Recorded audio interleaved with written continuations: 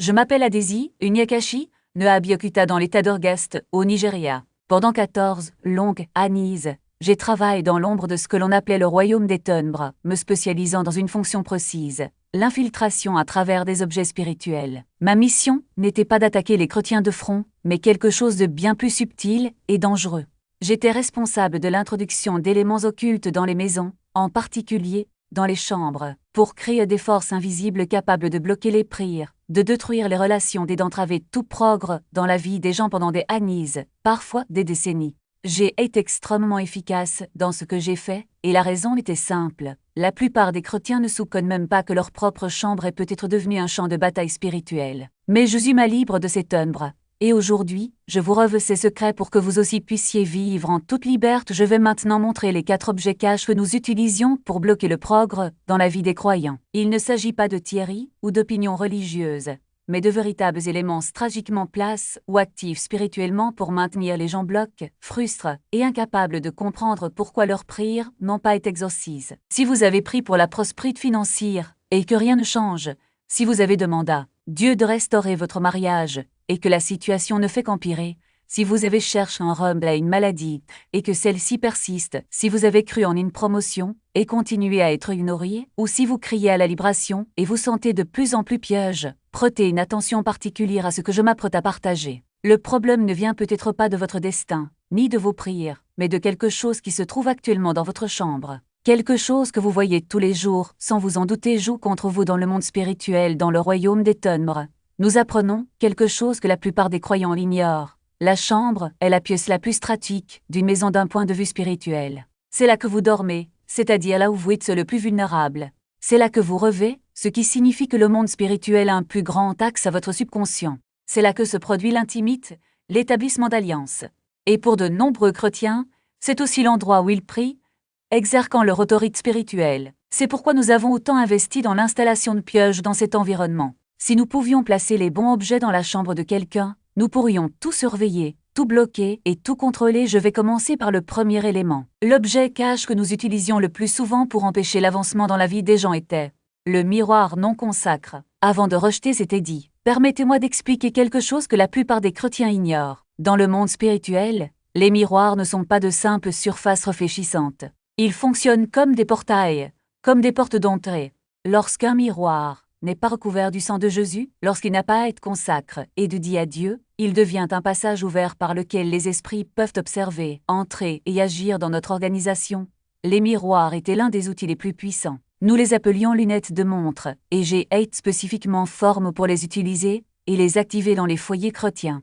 Je vais vous raconter le cas d'une femme appelée Fola Chad, d'Ibadan. Elle était une chrétienne dévouée, une guerrière de prière dans son église, quelqu'un qui aimait Dieu de tout son cœur. Fola se levait à 4 heures du matin pour prier, dirigeait le groupe de femmes de la congrégation, jeûnait régulièrement et donnait fidèlement sa dîme et ses offrandes. Tout le monde dans la communauté la reconnaissait comme une femme de Dieu. Cependant, pendant 7 ans, Fola n'a pas réussi à tomber enceinte. Elle et son mari, Emmanuel, ont tout essayé. Ils ont consulté les meilleurs médecins de Lago, dépensent des fortunes en traitement de fertilité, participent à des vélises, des conférences prophétiques et des services de libération à travers le pays. Ils jeûnaient plusieurs jours à la fois, passant parfois une semaine entière sans manger. Ils offraient des sacrifices financiers à chaque prédicateur, visiteur qui passait par l'église. Rien n'a fonctionné. Ce que Fola ne savait pas, c'est que sa belle-mère, une femme appelée Maman Aed, était venue nous voir 3 mois avant son mariage avec Emmanuel. Maman Aed ne voulait pas que son fils épouse Fola. Elle avait d'autres projets.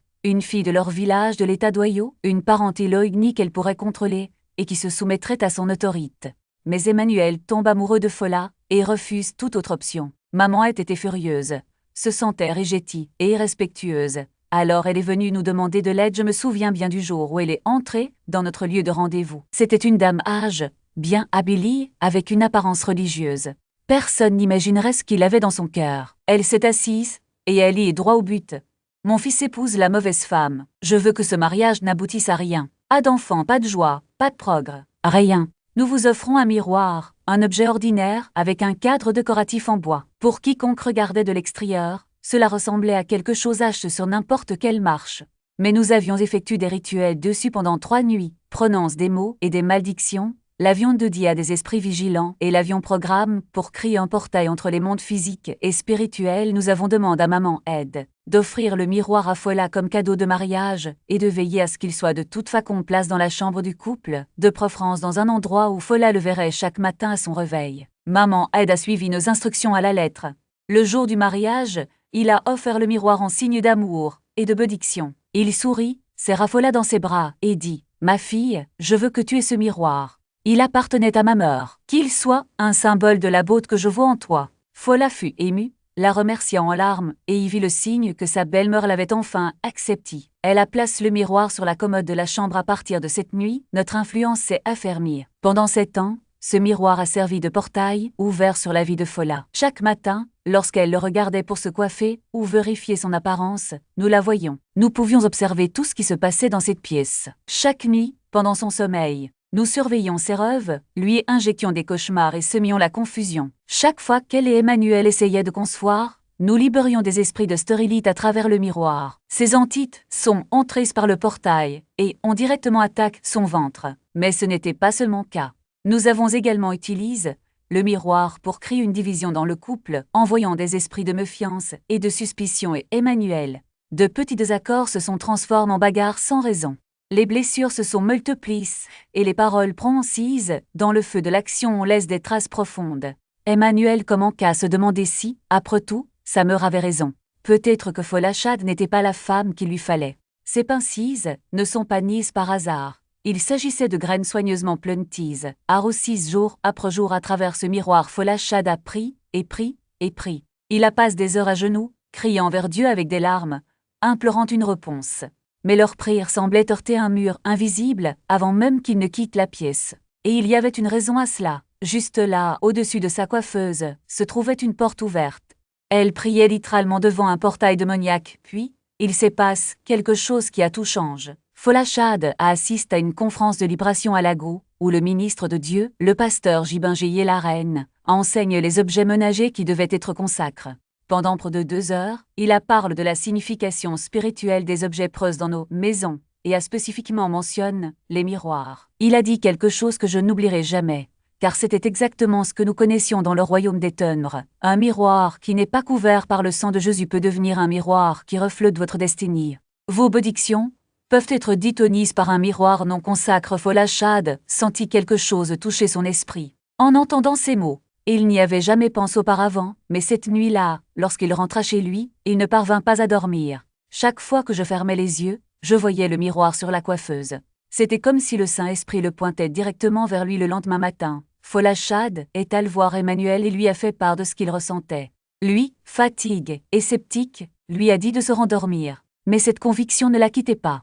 Il a passé le reste de la nuit en prière, demandant à Dieu de le guider le lendemain matin, à 5h30 précise, avant qu'Emmanuel ne parte au travail. Fola Chad lui a dit qu'il s'occuperait de ce miroir. Il a tenté de l'en dissuader, la qualifiant d'exagérée. « C'est juste un miroir, dit-il. Ma mère nous l'a offert en cadeau. » Fola a répondu, « C'est exactement le problème. » Elle a apporté le miroir dans la cour et a versé de l'huile ointe dessus, couvrant chaque centimètre quart. En priant, il a brisé toute œuvre démoniaque, annule toute dédicace mauvaise, renonce à toute alliance et la recouverte du sang de Jésus. Il a passé près d'1 heure en intercession. Puis, elle sentit le Saint-Esprit la conduire à le détruire complètement. Je ne voulais pas le donner ou le vendre. Je voulais qu'il disparaisse de la surface de la terre. Il a pris un marteau et a brisé le miroir en centaines d'éclats. Au moment où le verre s'est brisé, quelque chose s'est également brisé dans le monde spirituel. Elle sentit un poids s'enlever de ses épaules, une liberté dont elle ignorait l'existence. Il sentit les chaînes tomber sans se rendre compte qu'il les portait. Il a rassemblé tous les morceaux, les a mis dans un sac et les enterre loin de sa propriété dans notre antre. Nous avons appris au moment précis où le miroir avait été détruit. C'était comme si une lumière s'était éteinte. Notre connexion avec Fola Chad a été instantanément rompue. Le portail était ferme. Nous ne pouvions plus la voir, ni surveiller ses rêves, ni bloquer son ventre. La prêtresse a convoqué une réunion d'urgence. J'étais furieux. Il a demandé à savoir ce qui s'était passé. Mais nous ne pouvions rien faire. Le point d'axe a été supprimé 3 mois plus tard. Fola Chad découvrait qu'elle était enceinte. Après 7 ans de stérilité, 7 ans de prière bloquise, 7 ans à me demander ce que je faisais de mal. Après avoir dépensé tant d'argent en traitements médicaux, après tant de nuits de larmes, La victoire est venue lorsque le portail s'est fermé aujourd'hui. Folachad a 3 enfants, 3 beaux enfants qu'elle pensait ne jamais avoir. Et tout a changé à cause d'un miroir. Un simple objet qu'elle voyait tous les jours, mais dont elle ne soupçonnait jamais qu'elle jouait contre elle. La Bible dit dans Proverbe 26:2, comme un oiseau qui s'enfuit, comme une hirondelle qui s'envole, ainsi une malédiction sans cause ne s'accomplit pas. Mais ce que beaucoup de croyants ne comprennent pas, c'est que les malédictions ont besoin de prendre pied. Ils ont besoin d'un fondement juridique et de portes ouvertes. Et un miroir non consacre peut-être exactement cela. Tous les miroirs de votre maison ne sont pas démoniaques. Permettez-moi de clarifier cela. Mais si vous avez un miroir qui vous a été offert par quelqu'un dont vous ne connaissez pas les intentions spirituelles, s'il provient d'une source douteuse, s'il n'a jamais à être consacré à Dieu, ce miroir doit être traité. C'est le pouvoir de retirer et de consacrer un miroir dans votre vie. Si vous avez des miroirs dans votre chambre qui n'ont jamais à être oints, s'ils vous ont été offerts par des personnes dont vous ne connaissez pas les intentions spirituelles, vous devez vous en occuper et je veux que tu fasses quelque chose maintenant. Dans les commentaires ci-dessous, écrivez « Je ferme tous les portails miroirs de ma chambre ». Lorsque vous déclarez cela publiquement, lorsque vous le tapez de vos propres mains, vous faites une déclaration spirituelle. Il informe tous les esprits surveillants que leur accès à être revoque. Quelque chose va changer. Ne vous contentez pas de regarder cet enseignement et de passer à autre chose. Participez. Écrivez dans les commentaires « Je ferme tous les portails miroirs de ma chambre ». Faites-le maintenant. Car votre victoire est liée à votre déclaration. Laissez-moi maintenant vous parler du deuxième objet cache qui bloque votre victoire. Le cadeau provenant d'une source suspecte dans le royaume des ténèbres. Nous avons compris le pouvoir des cadeaux. Lorsque vous recevez un cadeau, vous vous ouvrez à recevoir tout ce qui est attache. C'est un principe spirituel que beaucoup de chrétiens ignorent parce qu'il semble inoffensif. Quelqu'un vous offre quelque chose de beau, vous le remerciez et le rapportez à la maison.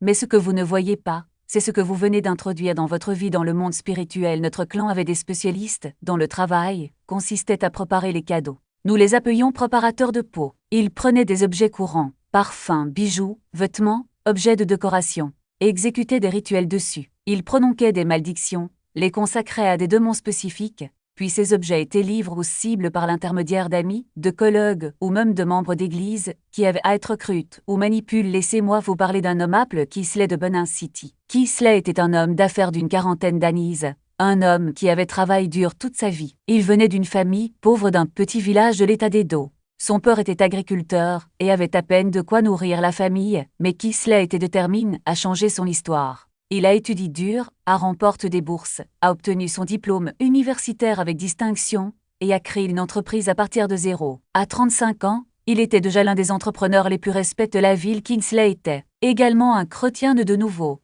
Il avait donné sa vie au Christ à l'âge de 20 ans, après avoir été de livres de façons dramatiques d'une malédiction familiale. Il a servi fidèlement dans son église, a fait des offrandes et a vécu une vie intègre.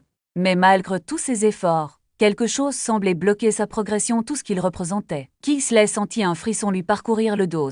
Comment quelque chose d'aussi simple peut-il avoir un poids spirituel aussi dévastateur? Il regarda le pasteur, cherchant une confirmation, et vit une certitude inébranlable dans les yeux de l'homme de Dieu. Le pasteur Shukuma alors ordonne « Faisons-le maintenant. Ne remettez pas cela à plus tard. L'ennemi n'attend pas, et nous ne pouvons pas attendre non plus. » Il quitte l'église et se dirige vers un terrain vague à l'arrière, où il y avait un feu déjà préparé. Le pasteur prit délicatement la mallette des mains de Kisley, comme s'il tenait une bombe sur le point d'exploser. Avant de le jeter au feu, il pria avec autorité « Au nom de Jésus, je brise toute malédiction, tout enchantement, toute œuvre de sorcellerie attachée à cet objet. Je décrète que la puissance du sang de Jésus le purifie et le détruit complètement. Que rien de ce qui a été fait contre Kisley ne prenne effet désormais. » Les flammes montrent avec force, consumant le cuir italien et le métal de la serrure. Alors que la mallette brûlait, Kisley sentit quelque chose se détacher en lui, comme si des chaînes invisibles se brisaient. Patricia, à ses côtes,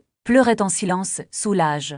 Elle savait que ce moment marquait la fin d'une bataille qui durait depuis des années. Au cours des jours suivants, Kisley remarqua des changements subtils mais profonds.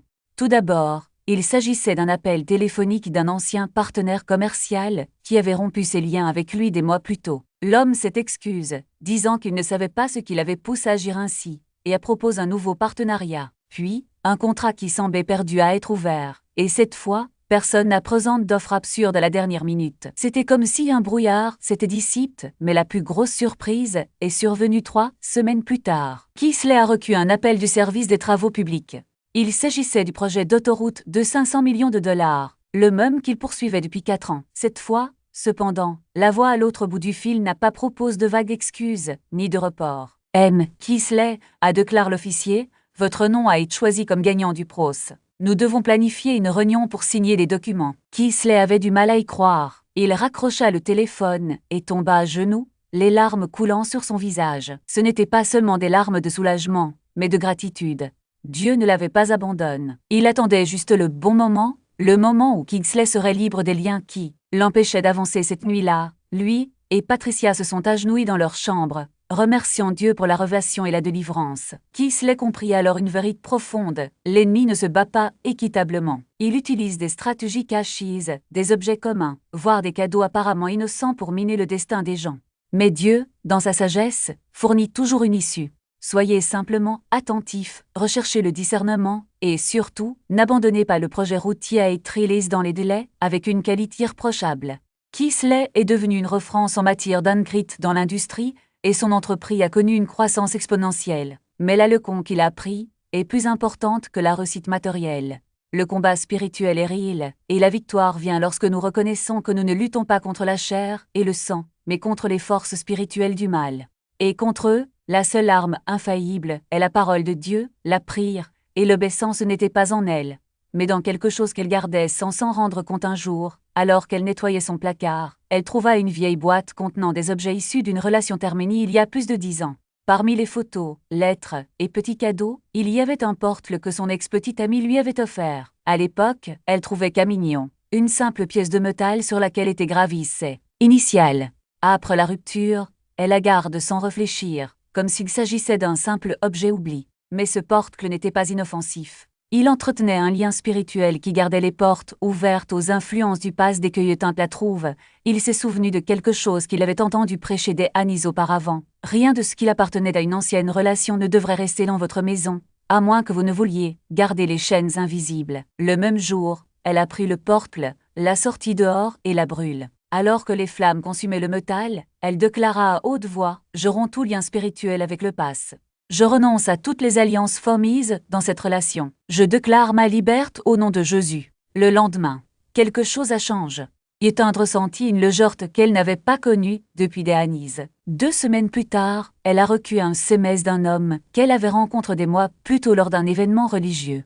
Il avait été gentil, mais distant à l'époque, comme si quelque chose l'empêchait de se rapprocher. Mais maintenant, il l'invitait à sortir avec une confiance qu'elle n'avait jamais vue en lui. La relation a progressé naturellement, sans les signes de sabotage qu'elle avait l'habitude de voir. 6 mois plus tard, ils étaient fiancés. 1 an plus tard, Marie, ce que Yetin ne savait pas, c'est que, même si ce porte-le restait dans sa maison, il fonctionnait comme une ancre spirituelle, attirant les esprits bloquants qui interféraient dans ses relations. Dès que l'objet a été retiré, les portes fermillons commencent à s'ouvrir. Ce n'était pas de la magie, c'était de l'obéissance.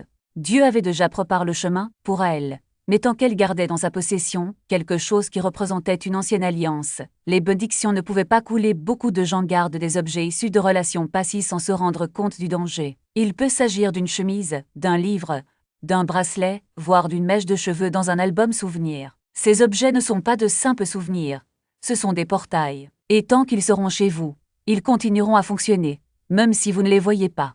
Si vous avez quelque chose comme cas, n'attendez plus. Peu importe la durée de conservation, peu importe si cela semble insignifiant. Débarrassez-vous-en aujourd'hui, faites comme Yetin, brûlez-le, jetez-le ou restituez-le. Et pendant que vous y êtes, déclarez votre liberté. Dites à voix haute, je romps tout lien spirituel avec le passé. Je renonce à toute alliance famille dans cette relation. Je déclare ma vie libre des anciennes influences au nom de Jésus. Vous n'avez pas besoin de porter le poids de ce que vous avez déjà vécu. Dieu a quelque chose de nouveau pour vous. Mais vous devez d'abord fermer les portes du passé, et ce n'est là qu'un des 7 pièges spirituels qui peuvent bloquer votre vie. Si vous êtes fatigué de prier sans voir de résultat, de vous battre et de ne pas avancer, il est temps d'identifier ce qui empêche votre victoire. Le protocole de Percy de 21 jours a été créé précisément pour cela. Ce n'est pas seulement un guide, c'est un système complet, basé sur les expériences réelles de personnes qui, comme moi, ont œuvré dans le royaume des ténèbres et utilisent désormais ces connaissances pour aider les autres à se libérer. Vous y apprendrez comment reconnaître et détruire chacune des 7 principales stratégies utilisées contre les chrétiens. Ce ne sont pas des théories, ce sont des tactiques qui ont déjà été testées et éprouvées. Si vous avez tout essayé et que rien n'a changé, Si vous avez l'impression que quelque chose d'invisible retient votre vie, ce protocole est la clé de votre liberté. Le lien est dans la description. Ne laissez pas passer un autre jour sous une attaque spirituelle dont vous ne saviez même pas que vous souffriez maintenant. Je veux parler du quatrième piège. Les objets de famille. C'est l'un des plus subtils et des plus dangereux, car souvent nous ne réalisons même pas que nous transportons quelque chose qui ne nous appartient pas. Avez-vous déjà entendu quelqu'un dire « Cela fait partie de la famille depuis des générations » C'est justement là que réside le danger. Les objets transmis de père en fils, de grand-père en petit-fils, peuvent porter plus que de l'histoire. Ils peuvent véhiculer des malédictions, des esprits de famille et des blocages qui s'étendent sur des décennies. Je vais vous raconter l'histoire d'un homme appelé Mecca dans Nubu. Il venait d'une famille de marchands prospres, mais il y avait un chemin étrange. Tous les hommes de la famille devenaient riches, mais mouraient jeunes. Son grand-père est décédé à 45 ans, son père à 48 ans et son frère aîné à 42 ans. Quand Emeka a eu 40 ans, il a commencé à ressentir une pression dans sa poitrine, comme si quelque chose l'étouffait. Les médecins n'ont rien trouvé d'anormal, mais il savait que ce n'était pas physique. C'était spirituel. Un jour, alors qu'il aménageait le grenier de la maison de sa mère, il trouva un carton contenant de vieux objets familiaux. Parmi eux se trouvait une montre de poche en or, gravie des initiales de son arrière-grand-père. C'était une pièce précieuse, transmise de génération en génération, comme symbole de prospérité. Mais quand Emeka le tenait dans ses bras, il ressentit un frisson. Cette même nuit, il fait un rêve inquiétant. Il voit son arrière-grand-père debout à côté d'une table, en train de signer un morceau de papier avec une plume d'oie. À côté de lui, il y avait une silhouette sombre, comme s'il supervisait la transaction. Le lendemain, Emeka apporte la montre à un homme de Dieu qui comprenait ces choses. Le pasteur a pris sur l'objet et y a confirme. Ce n'est pas seulement une montre. C'est un pacte.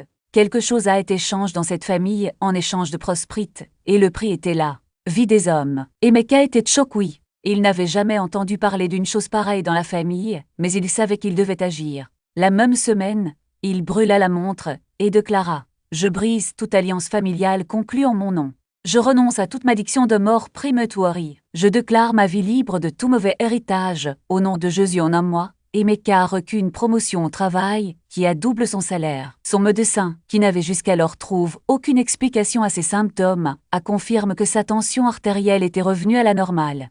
Et le plus impressionnant, lors d'un examen de routine, il a découvert qu'un petit nodule qu'il avait été dans son poumon avait disparu. Ce que les médecins appellent une régression spontanée. Emeka savait que c'était la main de Dieu à l'œuvre après avoir rompu avec le passé. Les objets du patrimoine familial ne sont pas inoffensifs simplement parce qu'ils font partie de l'histoire familiale. Ils sont souvent la raison pour laquelle les échecs, les maladies ou les tragédies se repetent génération après génération. Si vous avez quelque chose comme chez vous, un bijou, un meuble, un tableau, voire un ustensile de cuisine, et que vous avez l'impression que quelque chose ne va pas, ne l'ignorez pas. Priez à ce sujet. Demandez à Dieu de révéler s'il y a quelque chose de caché dans cet objet. Et si vous sentez qu'il est temps de vous en débarrasser, n'hésitez pas, rappelez-vous. Vous ne luttez pas contre des choses matérielles, mais contre des forces spirituelles. Et la seule manière de les vaincre est d'utiliser les armes que Dieu nous a données. La parole, la prière et l'obéissance. Ne portez pas le poids de ce qui ne vous appartient pas. Votre liberté commence lorsque vous décidez de rompre avec ce qui vous lie aux passes relations, qu'il s'agisse d'un cadeau, d'un vêtement, d'une lettre ou même d'un objet apparemment inoffensif. Vous pouvez, sans vous en rendre compte, garder la porte ouverte à des influences qui n'appartiennent pas à votre prose. Ces articles ne sont pas que des souvenirs. Dans le monde spirituel, ils fonctionnent comme des ponts qui vous relient au passé, entretenant des liens qui auraient dû être rompus. Considérez-le comme une chaîne invisible. Tant que ces objets sont chez vous, notamment dans les espaces intimes comme la chambre, ils continuent à transmettre des énergies qui ne correspondent pas à la nouvelle vie que Dieu a prévue pour vous. Il ne s'agit pas de superstition, mais de principes spirituels que la Bible annonce clairement. Ce que vous gardez, vous l'attirez. Si vous entretenez quelque chose qui appartenait à une relation passée, surtout si cette relation impliquait des pratiques contraires à la volonté de Dieu, vous invitez, même inconsciemment, les mêmes forces qui dominaient autrefois cette situation à continuer d'agir dans votre vie. Il ne s'agit pas de la valeur matérielle de l'objet. Il peut s'agir d'un simple portable, d'un CD avec des chansons que vous avez écoutées ensemble, ou encore d'un livre qu'il vous a offert. Ce qui compte n'est pas ce qu'est l'objet, mais ce qu'il représente dans le monde spirituel. Il porte une signature énergétique, une connexion qui ne se défait pas d'elle-même avec le temps. Et même si ce lien existe, il se peut qu'il sabote vos nouvelles relations, sape votre paix, et vous empêche de jouir pleinement de la liberté que Christ vous a conquise sur la croix. La solution n'est pas compliquée, mais elle nécessite une décision. Priez et demandez à Dieu de vous révéler s'il y a quelque chose dans votre maison qui doit être enlevé. Ne vous attendez pas à ressentir un signal dramatique. Souvent, la conviction vient comme un murmure dans le cœur, une inquiétude qui ne disparaît pas. Lorsque vous identifiez ce qui doit disparaître, n'hésitez pas, ne négociez pas avec le pass. Ne dites pas « je vais économiser un peu plus », juste au cas où. L'ennemi ne négocie pas. Il profite de l'indécision lorsque vous vous débarrassez de ces objets. Faites-le avec autorité. Ne vous contentez pas de les jeter à la poubelle, brûlez-les si possible, ou jetez-les définitivement, loin de chez vous. Ce faisant, déclarez haute et fort votre libération. Renoncez à tout lien spirituel, brisez toute malédiction et consacrez ce moment à Dieu. Dites des mots comme « Au nom de Jésus, je romps tout lien avec le nom de la personne. Je déclare que mon avenir n'est pas lié à mon passe. Je suis libre, et aucune mémoire matérielle n'a de pouvoir sur moi. Ma vie appartient à Dieu, et il détermine mon chemin. Vous vous demandez peut-être, mais que se passe-t-il si je ne ressens rien par la suite? Et si c'est juste une coïncidence? La réponse est simple.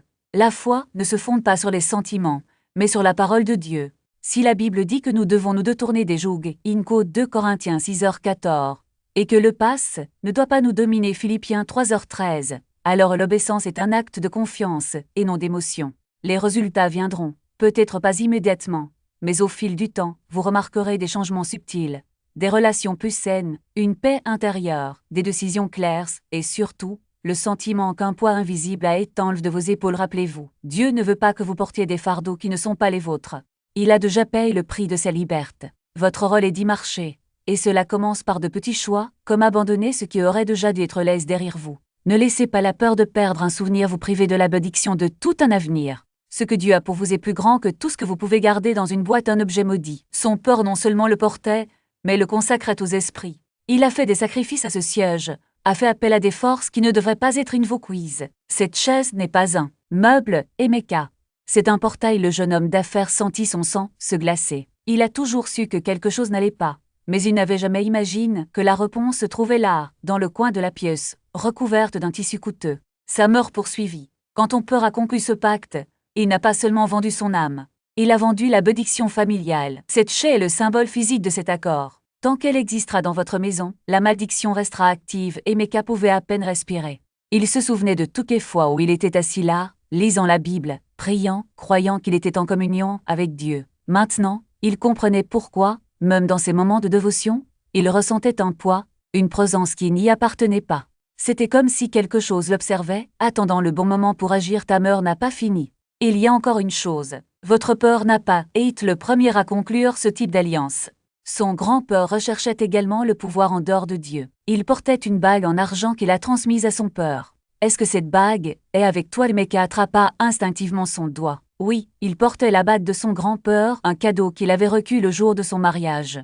Un symbole de l'héritage familial, du moins c'est ce que je pensais. Je l'ai toujours, admit-il, la voix tremblante. Alors tu dois te débarrasser des deux. Lâchez la bague.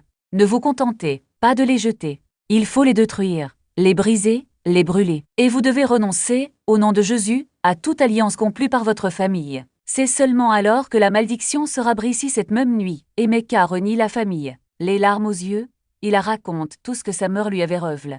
Sa femme, qui l'avait auparavant accuse de ne pas avoir assez de foi, comprend désormais la source de son tourment. Ensemble, ils emmèneront la chaise dans le jardin, avec une hache, et Mecca la déchira morceau par morceau, tout en déclarant « Au nom de Jésus, je romps tous les pactes conclus par ma famille. Je renonce à toute alliance avec les mauvais esprits. Je déclare que cette maison est consacrée au Seigneur. La bague a été jetée au feu. » Tandis que les flammes consumaient le métal, et Mecca sentit quelque chose se relâcher en lui. Ce n'était pas seulement un soulagement, c'était la libération. Comme si les chaînes invisibles se brisaient une à une dans les jours suivants, les changements furent presque immédiats.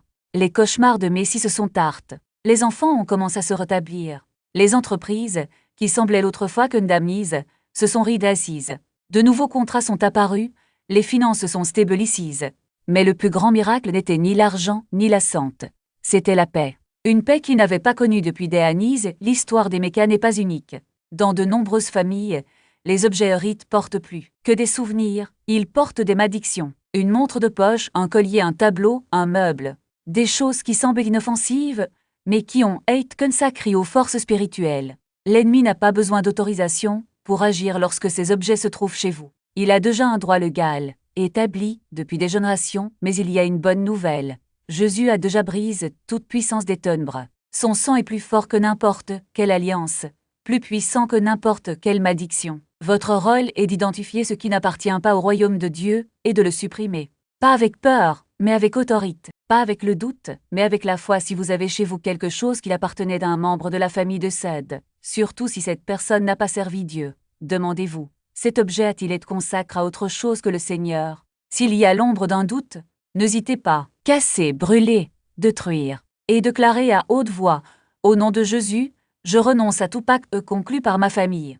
Je brise toutes les malédictions, hérétises. Ma maison est consacrée au Seigneur. Ne laissez pas un objet voler votre bénédiction. Dieu ne veut pas que vous viviez sous le poids du passé. Il veut que vous marchiez en liberté, les yeux fixes sur l'avenir qui la prépare. Et cet avenir commence lorsque vous décidez de laisser derrière vous ce qui aurait déjà dû être détruit, cette chaise. Son peur s'asseyait dessus. Lorsqu'il consultait ses esprits, c'était là qu'il signait des pactes, là qu'il accomplissait des rituels. Tout ce dans quoi ton peur était impliqué avait ce meuble comme autel. Et maintenant vous avez amené cet autel dans votre chambre et Mecca était pas là ici. Au fond, il avait toujours sous conne des choses sur son peur, mais sa mort n'avait jamais été aussi directe. Elle continua. Tant que cette chaise sera chez toi, ce qui est arrive à ton peur t'arrivera aussi. Les esprits avec lesquels son peur avait affaire ne faisaient pas de distinction entre peur et fils. Ils voient la chaise, ils voient quelqu'un assis dessus, et ils comprennent que le pacte continue. Vous devez le supprimer immédiatement. Ne le vendez pas, ne le donnez pas en cadeau. Détruisez-le et priez pendant que vous le détruisez. Rompre tout pacte générationnel. Renoncez à tout ce dans quoi votre peur était impliquée cette nuit-là, et Mecca n'a pas pu dormir. Allonge dans son lit, chaque fois qu'il regardait la chaise dans le coin de la pièce, il sentait un frisson lui parcourir le dos. Il commença à remarquer des choses qu'il n'avait pas remarquées auparavant. La façon dont les ombres tombaient sur elle semblait différente, plus sombre, plus lourde. Il crut entendre des murmures, mais lorsqu'il y prêta attention, il n'y avait rien. À l'aube, il se leva avec détermination. Il se dirigea vers la chaise et y posa les mains. En priant, il a demandé à Dieu de révéler la vérité. Et au même instant, il ressentait une obscurité, un poids, une présence qui n'appartenait pas au Seigneur. Cette chaise n'était pas seulement un meuble, c'était un autel le lendemain matin. Et Mecca traîne la chaise hors de la maison. Sa femme, Obitam, l'a aidé à la porter jusqu'au jardin. Ensemble, ils ont empilé du bois de chauffage autour, et Mecca verse du kérosène sur les meubles, et a pris à haute voix. Je renonce à tous les pactes conclus par mon peur. Je brise toutes les malédictions générationnelles. J'annule tout accord avec les ténèbres qui opprent dans mon sang. Je suis un enfant de Dieu. Le sang de Jésus parle de ma famille. Tout ce que mon peur a consacré aux démons, je le consacre à la destruction. Cet autel se termine ici. Cette malédiction sort avec moi, il allume l'allumette. Alors que les flammes commençaient à consumer la chaise, quelque chose d'étrange s'est produit. Le feu brûlait plus fort qu'il n'aurait dû. Le cuir dégageait une fumée d'une couleur inhabituelle. Et Mecca déclare qu'il entendait des sons, non pas avec ses oreilles physiques, mais dans son esprit, comme si quelque chose criait, était libre, entraîne. Obitam tomba à genoux en pleurant, submergé par la présence de Dieu. Même les enfants, qui regardaient par la fenêtre, on déclare avoir senti quelque chose sortir lorsque le feu s'est éteint, il ne restait que des cendres. Et avec ces cendres, la malédiction a été brisée. En 3 mois, tout a commencé à changer. Les affaires d'Emeka se sont rétablies. Il a signé de nouveaux contrats. Les cauchemars de sa femme ont complètement cessé. Elle se rendormit paisiblement. Les enfants en retrouvent la santé. Leurs notes se sont améliorées. La propre maladie d'Emeka a disparu sans traitement médical. Les médecins étaient perplexes. Emeka, non. Il savait exactement ce qui s'était passé aujourd'hui. Emeka partage son témoignage partout où elle va. Il met en garde les chrétiens contre les objets de rite. Il dit, ne présumez pas que ces biens sont en sécurité simplement parce qu'une personne fait partie de votre famille. Ne pensez pas que ce n'est pas parce qu'un objet a de la valeur qu'il mérite une place dans votre maison. Certaines choses doivent être détruites et non préservées. Certains héritages sont des malédictions d'Égypte. Exode 20. 5 parle de malédictions générationnelles, d'iniquités transmises des parents aux enfants jusqu'à la 3e et la 4e génération. Mais ce que beaucoup de croyants ne réalisent pas, c'est que ces malédictions peuvent être transmises, non seulement par le sang, mais aussi par des objets physiques. J'ai été témoin d'un autre cas impliquant une jeune fille appelée Yamarashi Daba. Elle avait hérité de la boîte à bijoux de sa grand-mère après sa mort. C'était une belle boîte ancienne, pleine de bijoux anciens, et Yamarashi la gardait avec soin, car elle lui rappelait sa grand-mère. Ce qu'elle ne savait pas, c'est que sa grand-mère était membre d'une société secrète. Aux yeux de tous, La grand-mère semblait être une gentille dame, mais en secret, elle avait conclu des pactes avec les esprits marins. Certains des bijoux contenus dans cette boîte étaient de Diz à ces esprits. À partir du moment où Amarachi emporte la boîte dans sa chambre, il a commencé à vivre d'étranges expériences. Elle se réveillait la nuit avec l'impression que quelqu'un la surveillait. J'ai fait des rêves où j'étais sous l'eau, incapable de respirer. Ses relations avec les hommes ont bien commencé mais se sont terminées mystérieusement, ils disant qu'ils avaient l'impression qu'elle appartenait à quelqu'un d'autre. Ce n'est que lorsqu'Amarachi a assisté à un service de délivrance et que le pasteur a identifié un esprit marin lire elle qu'elle a commencé à hanter. Elle a pris et a demandé à Dieu de lui en révéler l'origine. Le Seigneur lui montra la boîte à bijoux. Amarachi n'a conserve aucun objet de cette boîte. Il a tout détruit, renonce à tous les pactes que sa grand-mère avait conclus et ferme toutes les portes ouvertes. Le harcèlement a immédiatement cessé. 2 ans plus tard, elle se marie. Si vous avez des objets hérites de membres de votre famille de décèdent, des meubles, des bijoux ou des biens de proches dont vous ne connaissez pas le passé spirituel, s'il y a dans votre chambre des reliques qui n'ont jamais à être consacrées à Dieu, vous devez vous en occuper. Écrivez en commentaire. Je brise toute malédiction générationnelle liée aux objets hérites. Faites cette déclaration aujourd'hui. Priez pour ces objets ou retirez-les. Et observez les schémas de votre lignée familiale. Commencez à s'effondrer maintenant. Laissez-moi rassembler tout cela pour vous. Ces 4 types d'objets. Le miroir, non consacre. Le don d'origine suspect. L'objet d'une relation passée et les objets hérites qui n'ont jamais à être consacres. Ne sont pas des choses aléatoires. Ce sont des outils stratégiques que le royaume des ténèbres utilise pour établir des points d'appui dans votre vie. Votre chambre devrait être un sanctuaire, un lieu de repos, de paix, d'intimité et de communion avec Dieu. Mais lorsque ces objets sont preuves, cela devient un champ de bataille spirituel où l'ennemi a l'avantage. Je veux vous parler d'un cas que j'ai suivi pendant mon passage au ministre. Les noms sont fictifs, mais l'histoire est réelle. Le pasteur Domingo et son épouse Sisté Prier de Port Harcourt étaient de véritables serviteurs de Dieu. Ils aimaient le Seigneur et servaient fidèlement. Mais leur ministre était bloqué, leurs finances stagnaient, leurs enfants étaient en difficulté, tout était au point mort pendant des années. L'ennemi a eu accès à ce couple. Et la raison était simple. Plusieurs objets dans sa chambre. Il y avait un miroir qui leur avait été offert comme cadeau de mariage par un membre de la famille secrètement impliqué dans la sorcellerie. Il y avait un vase décoratif, cadeau d'un vieil ami, dédié aux esprits. Et il y avait une vieille Bible qui avait appartenu à l'oncle du pasteur Domingo, un homme qui s'était plongé dans l'occultisme avant de mourir. Ces objets ont créé ce que nous appelons un réseau d'axes.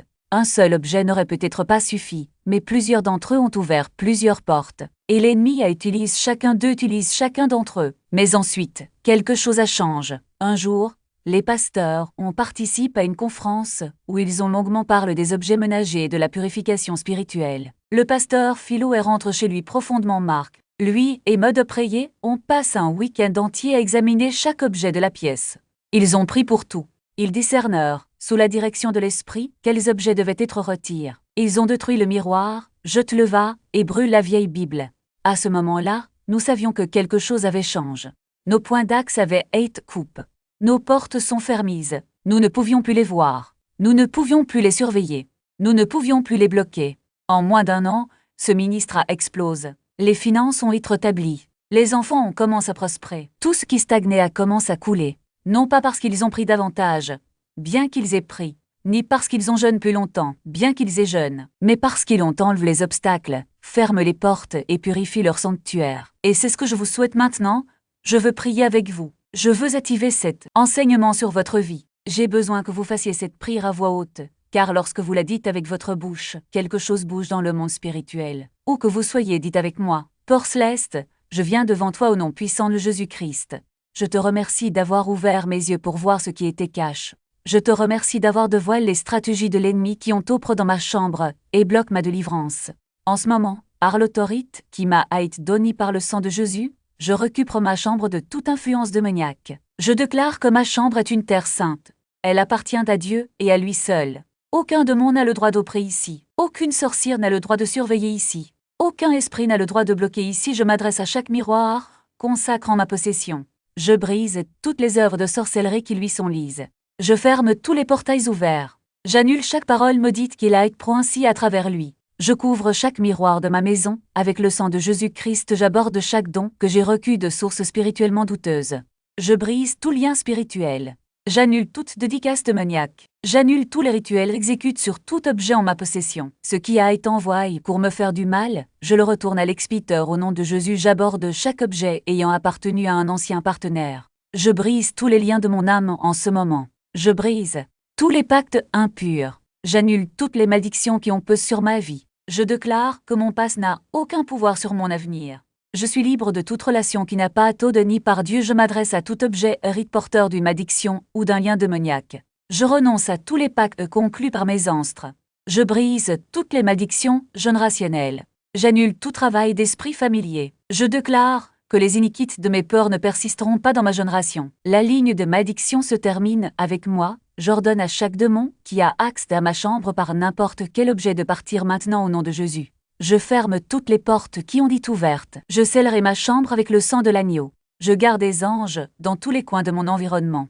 Je déclare que ma chambre est désormais un portail vers le paradis et non un portail vers l'enfer. Peur, libre ma délivrance maintenant. Tout ce qui doit être retenu à cause de ces objets cachés, soit libre maintenant. Ma guérison, mes finances, mon mariage, ma promotion, ma libération. Je ne serai pas prive de ce que tu m'as promis. Je ne serai pas bloqué parce que l'ennemi a plante. Je suis plus qu'un vainqueur par le Christ Jésus qui m'aime. À partir d'aujourd'hui, je marche dans la délivrance. À partir d'aujourd'hui, mes prières sont m'exorcisent. À partir d'aujourd'hui, ma chambre est un sanctuaire de la présence de Dieu. Au nom puissant de Jésus, Amen. Si vous avez fait cette prière avec moi, quelque chose bouge dans le monde spirituel. Ces objets n'ont plus de pouvoir sur votre vie. Je souhaite que vous vous abonniez à cette chaîne pour continuer à recevoir des révélations qui vous aideront à marcher vers la victoire. Il y a d'autres secrets du royaume des ténèbres qui seront exposés ici, et vous devez faire partie de cette communauté de croyants qui apprennent à supprimer tous les autels cachés que l'ennemi tente d'établir maintenant. Permettez-moi de partager 4 étapes pratiques pour garder votre pièce purifiée. Miroir dans la chambre. Ce soir, avant de vous coucher, oignez chaque miroir avec de l'huile. Priez pour eux et consacrez-les à Dieu. Si un miroir provient d'une source douteuse, retirez-le immédiatement de votre pièce. Vous pouvez le consacrer par une prière et un jeûne prolonge ou le détruire. Le Saint-Esprit vous guidera d'eux. Cadeau Rocus. Faites l'inventaire des cadeaux importants dans votre chambre. Pour chacun d'eux, demandez-vous, est-ce que je connais l'état spirituel de la personne qui m'a fait ce don? Et ai-je pris pour cet objet? Si vous ne pouvez pas répondre oui aux 2 questions, cet objet doit être à bord. Consacrez-le par la prière et l'onction ou retirez-le de votre espace 3. Objet provenant d'anciens partenaires. Ici, la règle est simple. S'il appartenait à quelqu'un avec qui vous étiez en couple avant le mariage ou avant de vous donner au Christ, débarrassez-vous-en. Ne pas vendre, ne pas offrir en cadeau. Détruisez-le et ce faisant, priez à haute voix. Je brise tous les liens de l'âme et j'annule chaque malédiction. 4. Objet rite. Tous les objets de rite ne sont pas maudits, mais chaque objet de rite doit faire l'objet de prière. Avant de rapporter à la maison quelque chose qui appartenait à quelqu'un qui est de Sade, surtout si vous ne connaissez pas la vie spirituelle de cette personne, priez à son sujet. Oignez-le, consacrez-le à Dieu et demandez au Saint-Esprit de révéler s'il y a quelque chose qui y est attaché. Si vous ressentez des signes avant-coureurs, laissez-les partir. Il ne s'agit pas de devenir paranoïaque ou superstitieux. Il s'agit d'être spirituellement sage. Il s'agit de fermer des portes dont vous ne saviez même pas qu'elles étaient ouvertes. Il s'agit de prendre autorité sur votre espace maintenant. Je veux que vous fassiez une déclaration finale. Allez dans les commentaires et écrivez « Tout objet cache bloquant ma délivrance et supprime au nom de Jésus ». Lorsque vous tapez ces mots, vous ne vous contentez pas de laisser un commentaire, vous faites une déclaration publique. Vous activez ce que vous avez reçu aujourd'hui. Il informe chaque démon ou prend à travers ces objets que leur mission les termine. Faites-le maintenant et dites-moi lequel des 4 objets se trouvait dans votre chambre.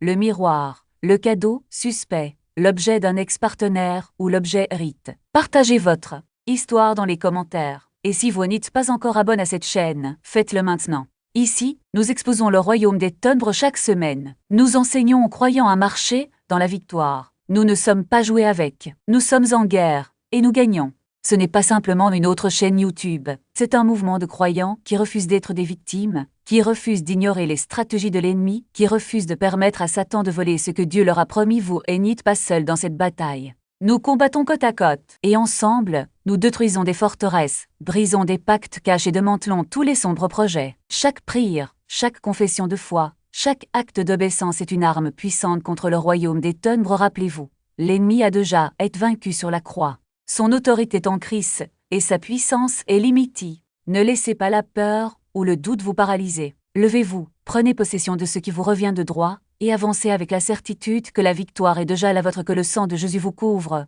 vous protège et vous fasse avancer dans tout ce que vous faites.